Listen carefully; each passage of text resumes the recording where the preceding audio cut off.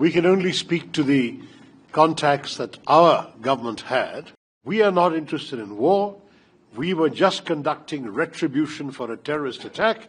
If they stop, we stop. Operation Sindoor के दौरान भारत पाक के बीच काफी संघर्ष हुआ। हालांकि फिर दोनों देशों के बीच समझौता हो गया।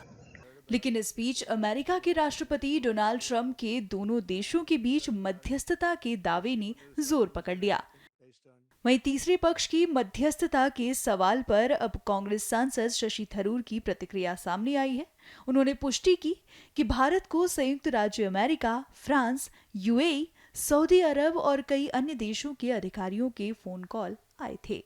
The quick cease of hostility between the two nations was mainly because of United States intervention. If this was true, how can you describe the intervention of Mr. Trump's administration? Look, we can only speak to the contacts that our government had.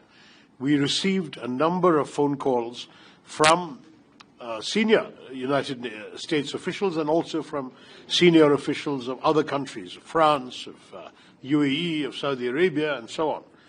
And the message we gave to all these countries was exactly the same. We are not interested in war. We were just conducting retribution for a terrorist attack. If they stop, we stop.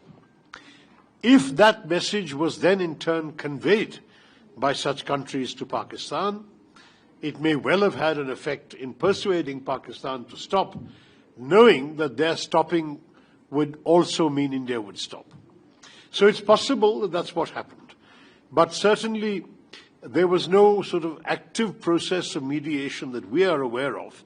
Certainly nothing involving us, because we never intended to begin with, from the very first day when the first terror strikes, the anti-terror strikes took place on the night of the 7th of May, the next morning we gave a public briefing to the world, televised, saying that we have no desire to prolong this.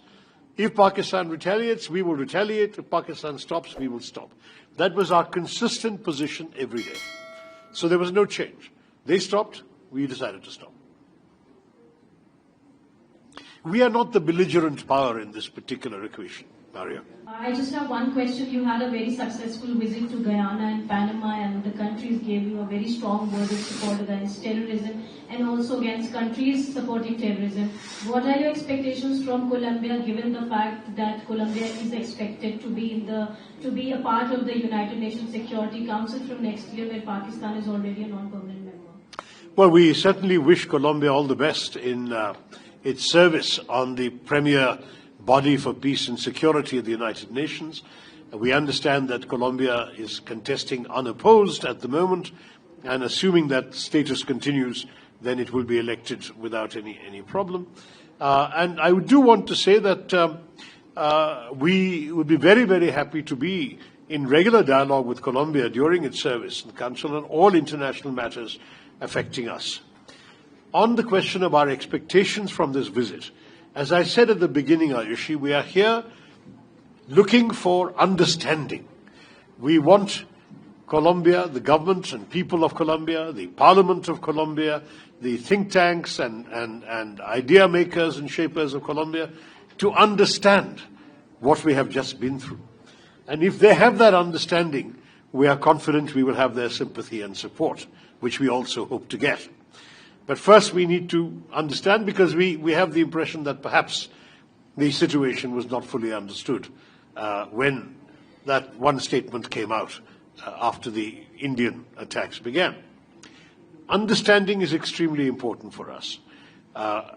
We are a country which really has been a force for constructive progress in the world.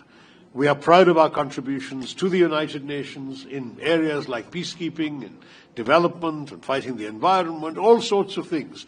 India has never been a country that wishes to be seen in the context of war and terror.